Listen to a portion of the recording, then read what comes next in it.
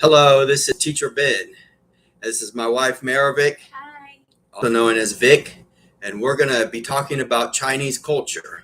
I met my wife in Taiwan. It's a very lovely country. There's a high speed rail, there's subways, wonderful, what is called nai cha, which is essentially milk tea with bubbles. Mainly four beautiful cities. All of them have subway systems and very, very lively cities, lots of people everywhere, and very sophisticated and well integrated.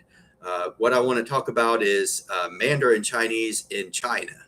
So, of course, when we think of China, we think of Shanghai, Xi'an, Beijing, and maybe Hong Kong. But what I want to talk about is some of the lesser known cities that are very beautiful, such as Guangzhou. Very complex subway system, some of the tallest buildings in the world. Subway system has more than 20 lines. Another along the Hong Kong Delta is Hong Kong, Shenzhen, Dongguan, and Guangzhou. There's also little cities, Zhuhai, uh, down there towards Macau. And actually, Guangzhou has, like I said, 20 subway lines, and also Shenzhen is nearing 20 subway lines as well. And then we have Dongguan that also has a subway system. And there's actually plans to connect all of these cities together in a subway. There's also high speed rail going from Guangzhou, Shenzhen, going up to Changsha, Wuhan, and then over to Shanghai. Shanghai is the same megapolis. It's like New York, Washington, and Philadelphia. Everything is connected, very close, high-speed rail between every city. And Shanghai, the Shanghai Delta is the same as the Hong Kong Delta. Also has Shanghai, Hangzhou, Nanjing. There's also Wuxi has its own subway line in between Nanjing and Shanghai. And there's also Kunshan also has a subway line, and Shanghai actually extends into Kunshan. And I think the plan is to move it on to Wuxi eventually. And then all of this is very integrated with high-speed rail.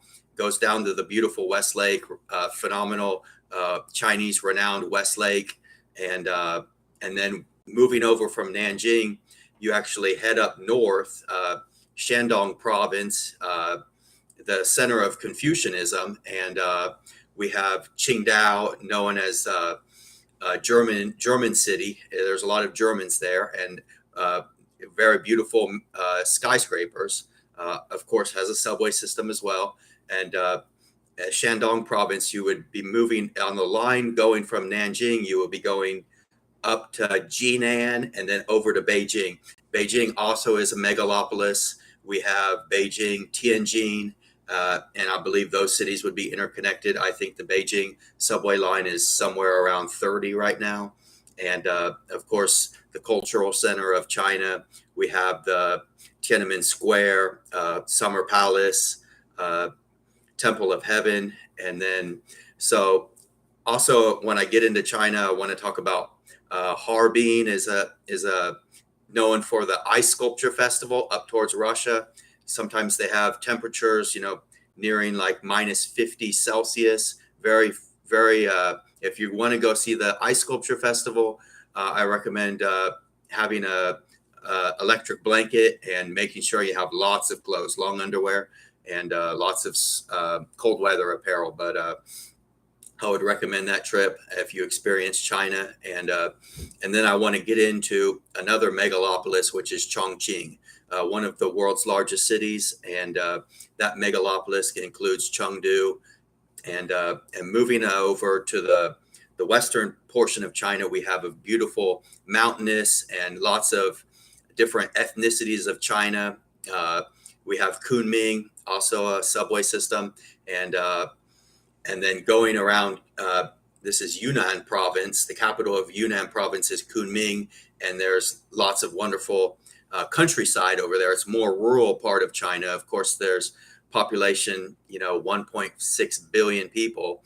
Like I said, most of them on the East Coast, and in this western part, they're starting to develop is Chongqing, and then the rural countryside is very pretty. We have Kunming and Yunnan province.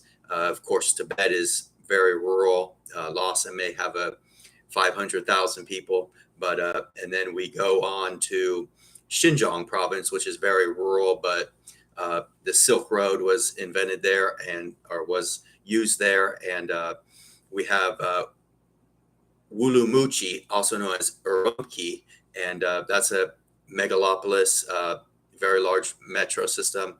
And Xinjiang is very big, but mainly we have Urumqi, and then there's Jiayuguan, which is the end of the Great Wall, and then we go over towards Pakistan, which is Kashgar. But that is a nutshell of the mega cities of China, and I recommend experiencing the Chinese cities, the Chinese culture, learning a little Mandarin, Putonghua, and I definitely recommend Chinese culture. Putonghua is the common language, which is what Chinese say when they say, "Can you speak Mandarin?" They will say, "Ni hoi Putonghua," which is, "Can you speak the common language," which is Mandarin. So that is the nutshell of China. Very wonderful cuisine, of course, a lot of rice, and yeah, the culture is very fascinating. Beautiful lakes, and there is mountains, and of course everything you want out of a country. So I recommend you give it a try sometime in your life. That is my lesson on Chinese culture and Chinese megacities. 再见. Thank 再见. you. Thank you. Bye-bye. Bye bye.